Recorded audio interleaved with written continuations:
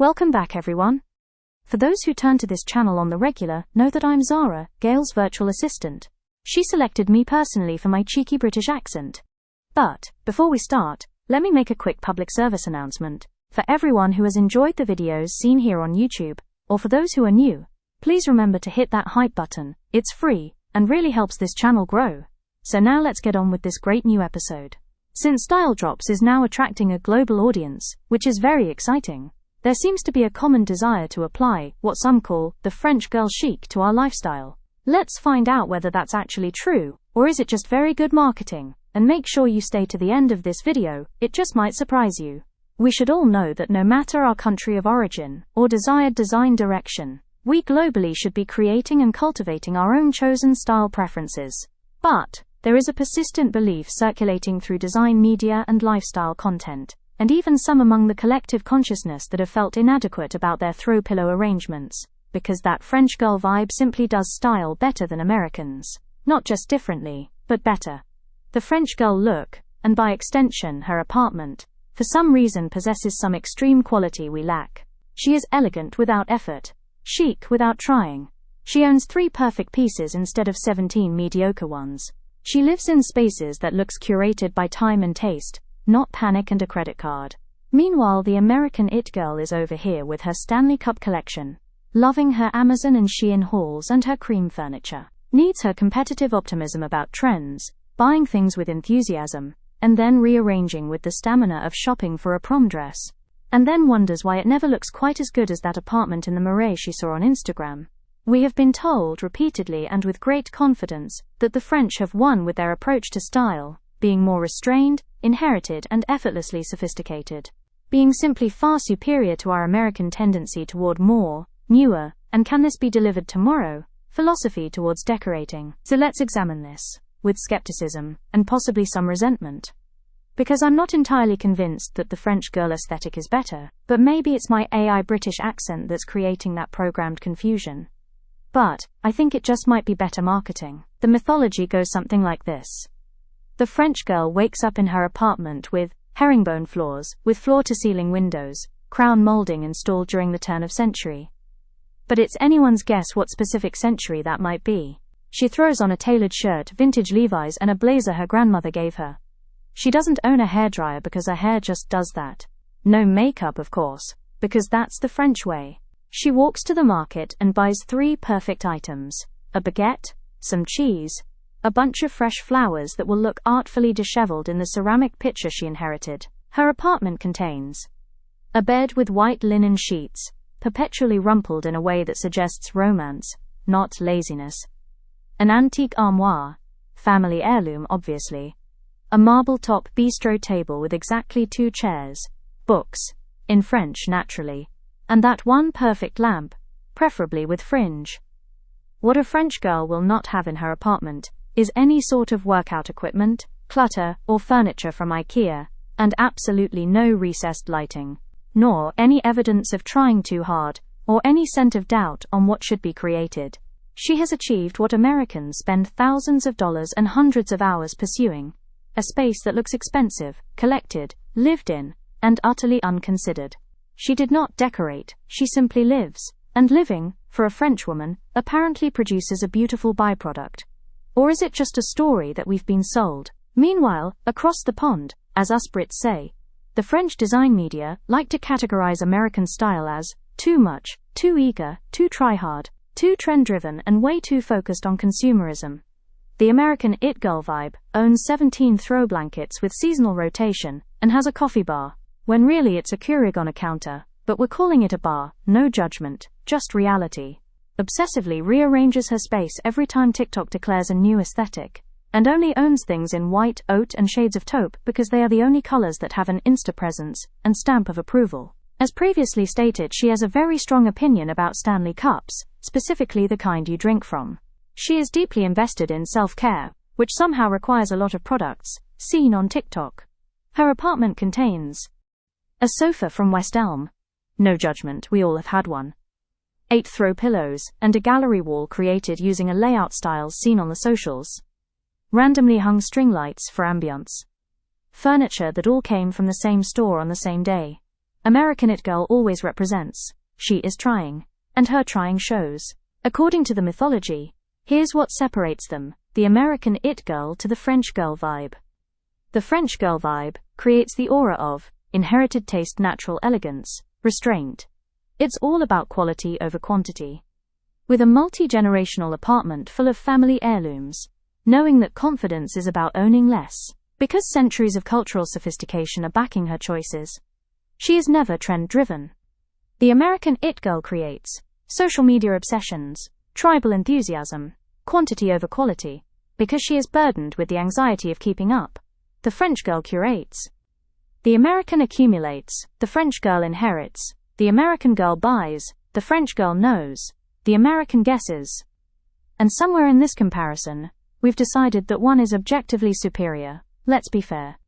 There are legitimate reasons the French approach works, and here is 5 reasons to back that up. 1. Editing is their superpower, owning less items but higher quality, versus owning more but mediocre. 3 perfect white shirts beat 17 okay ones. The discipline to edit ruthlessly creates clarity, both visual and mental. 2. Quality does last. Investing in well-made pieces that age beautifully in time is smarter than buying fast furniture that falls apart with time. The French approach to buy it once, keep it forever is both economically and environmentally sound. 3. Style always beats curated. Spaces that show evidence of life, worn corners on tables, books yellowed with time. They find beauty in the imperfection, and their spaces feel more lived in than the American vibe that can come off like a commercial photo op. The French embrace of imperfection is healthier than the American ideal of perfectionism. 4.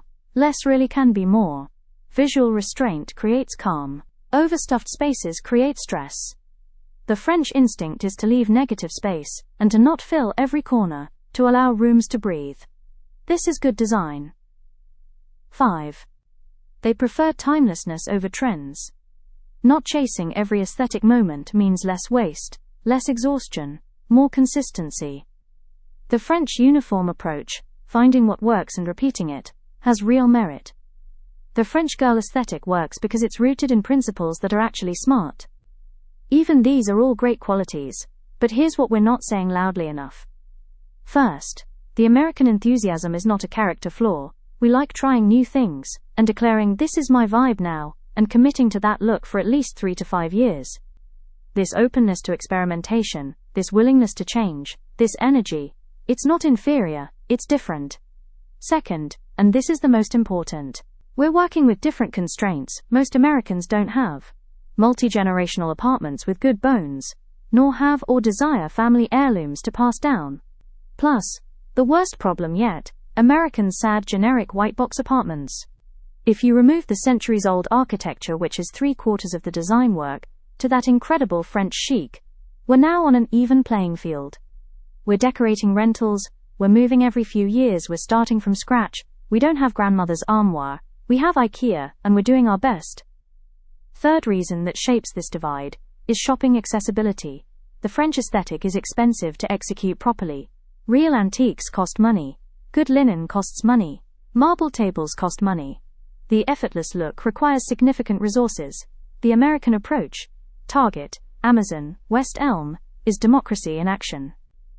Not everyone can afford to shop like a French girl. But everyone can afford to try. The French aesthetic privileges restraint. But abundance has its own beauty. Collections have meaning. Layers create warmth.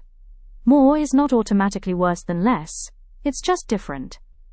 American maximalism, when done with intention, creates spaces that are rich, personal, alive. Not everything needs to whisper. Sometimes it's okay to shout. Plus, Americans are honest about working at it. We watch the tutorials, we read the blogs, we try the trends. We admit we don't naturally know what we're doing. The French aesthetic pretends with its effortless look, when it absolutely is not effortless at all. The studied casualness of a European vibe is much different, yes. American try-hard honesty might actually be more authentic than French effortless performance. But, here's what nobody wants to talk about.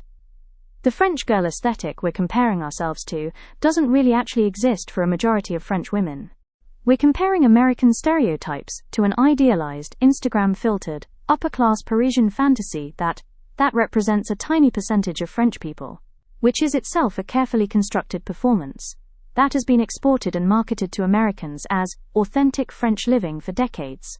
A great majority of French people shop at IKEA. Yes, it exists there too. Live in regular apartments without herringbone floors.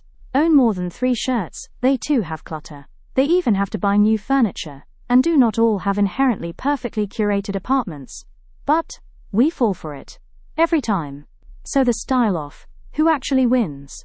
If style drops were staging a genuine competition between American it girl style and French girl aesthetic, here's the honest scorecard. For the elegance category, yes, the French girl wins, but it's practiced and instilled through generations. It's not natural. For the livability aspect, the American it girl wins. We actually use our spaces. For the authenticity direction, this one is a tie. Both are performances, just in different ways. For preferred shopping direction, American it girl wins. Not everyone can afford artisanal linen. Some just want to ease and care of bamboo sheets. For the sustainability standpoint, the French girl wins. Quality over quantity wins long term. Under the joy category, that one goes to the American it girl. We're allowed to like things enthusiastically and have the courage to step out of the box. But for actual superiority of style, neither win. They're completely different value systems producing different results for different lives. So really, it's almost a tie. American it girl chic edges ahead for the pure authentic expression of designing and creating with joy. The real lesson is that the French aren't better at style. They have a different relationship with style that happens to photograph well and has been brilliantly marketed to Americans as superior. The French value restraint over abundance, inheritance over acquisition, timelessness over trends, quality over quantity. Those who gravitate to more of the American style, like abundance over restraint, preferred selection over inheritance, neither is objectively better. They're culturally different approaches to the same goal, creating spaces that feel like home. The problem is, we've been convinced that our approach is inferior, that our enthusiasm is embarrassing, that our willingness to try is try hard, that our abundance is excess. And maybe, just maybe, the French girl aesthetic's greatest trick was convincing American women that their own style instincts can't be trusted. You want to know who wins the style off? Whoever designs for their actual life, instead of performing someone else's mythology. The French girl in her rumpled linen and inherited furniture wins, if that's genuinely how she wants to live. The American it girl with her throw pillow collection and her enthusiasm wins if that's genuinely what makes her happy.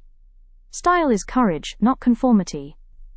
And spending your life trying to recreate a carefully constructed French fantasy while living in a Cincinnati rental is neither courageous nor authentic. It's just expensive cosplay. Designed for you, in your space, with your resources, for your life.